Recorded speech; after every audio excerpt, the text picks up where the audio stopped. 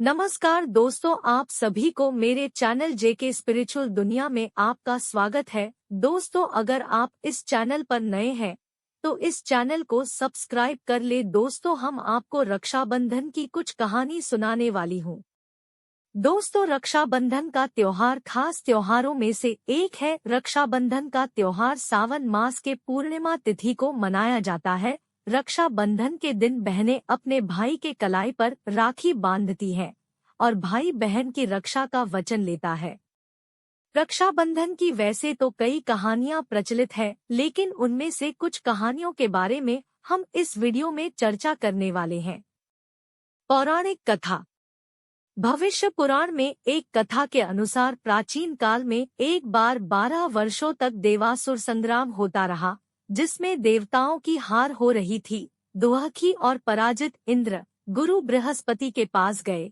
वहां इंद्र पत्नी शची भी थी। इंद्र की व्यथा जानकर इंद्राणी ने कहा, कल ब्राह्मण शुक्ल पूर्णिमा है, मैं विधान पूर्वक रक्षासूत्र तैयार करूंगी। उसे आप स्वस्तिवाचन पूर्वक ब्राह्मणों से बंधवा लीजिएगा, आप अवश्य ही विजय होंगे। दूसरे दिन इंद्र ने इंद्राणी द्वारा बनाए रक्षा विधान का स्वस्तिवाचन पूर्वक बृहस्पति से रक्षाबंधन कराया, जिसके प्रभाव से इंद्र सहित देवताओं की विजय हुई। तभी से यह रक्षाबंधन पर्व ब्राह्मणों के माध्यम से मनाया जाने लगा। इस दिन बहनें भी भाइयों की कलाई में रक्षासूत्र बांधती हैं और उनके सुखद जीवन की कामना करती है। महाभारत की कथा। इस त्योहार का विस्तृत इतिहास हिंदू पौराणिक कथाओं में मिलता है। महाभारत में कृष्ण ने शिशुपाल का वध अपने चक्र से किया था। शिशुपाल का सिर काटने के बाद जब चक्र वापस कृष्ण के पास आया तो उस समय कृष्ण की उंगली कट गई तो भगवान कृष्ण की उंगली से रक्त बहने लगा। यह देखकर द्रौपदी ने अपनी साड़ी का किनारा फाड़कर कृष्ण की उंगली में बांधा था, जिसको लेकर कृष्ण ने उसकी रक्षा करने का वचन दिया था। इसी ऋण को चुकाने के लिए दुशासन द्वारा चीरहरण करते समय कृष्ण ने द्रौपदी की लाज रखी। तब से रक्षाबंधन का पर्व मनाने का चलन चला आ रहा है। महाभारत से एक अन्य कथा।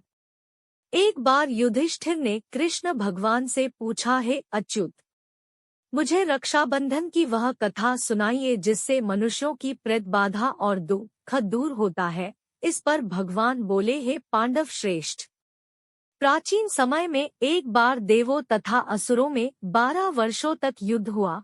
संग्राम में देवराज इंद्र की पराजय हुई। देवता कांतिविहीन हो गए।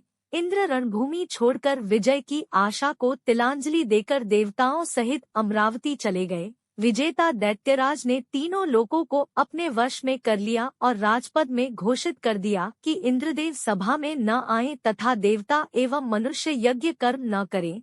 सब लोग मेरी पूजा करें। जिसको इसमें आपत्ति हो वह राज्य छोड़कर चला जाए। दैत्यराज की इस आज्ञा से यज्ञ, वेद, पठन पाठन तथा उत्सव समाप्त कर दिए गए। धर्म का नाश होने से देवों का बल घटने लगा। इधर इंद्र दानवों से भयभीत होकर देवगुरु बृहस्पति को बुलाकर कहने लगे, है गुरु, मैं शत्रुओं से घिरा हुआ प्राणांत संग्राम करना चाहता हूँ।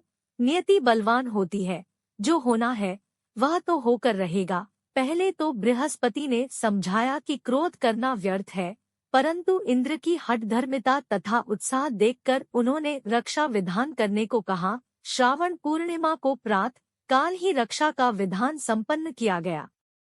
येनवद्धो बलि राजा दानवेंद्रो महाबल, तेन त्वाम्यवध्नामि रक्षे माचल माचल। अर्थ, जिस प्रकार के उद्देश्य पूर्ति हेतु दानव सम्राट महाबली रक्षा सूत्र से बांधा गया था, रक्षा सूत्र के प्रभाव से वह वामन भगवान को अपना सर्वस्व दान करते समय विचलित नहीं हुआ, उसी प्रकार है रक्षा सूत्र। आज मैं तुम्हें बांधता हूँ, तू भी अपने उद्देश्य से विचलित न हो, दृढ़ बना रहे। उक्त मंत्रोच्चारण से देवगुरु बृहस्पति ने श्रावणी के ही दिन रक्षा विधान किया। सहधर्मिणी इंद्राणी के साथ वृत्त संहारक इंद्र ने बृहस्पति की उस वाणी का अक्षरश पालन किया और दानवों पर विजय प्राप्त की। आज भी रक्षाबंधन के दिन देश में कई स्थानों पर ब्राह्मण पुरोहित अपने यजमान की समृद्धि हेतु उन्हें रक्षा बांधते हैं। और यजमान उन्हें श्रद्धाभाव से दक्षिणा प्रदान करते हैं। रक्षा बांधते समय ब्राह्मण द्वारा यह मंत्र पढ़ा जाता है।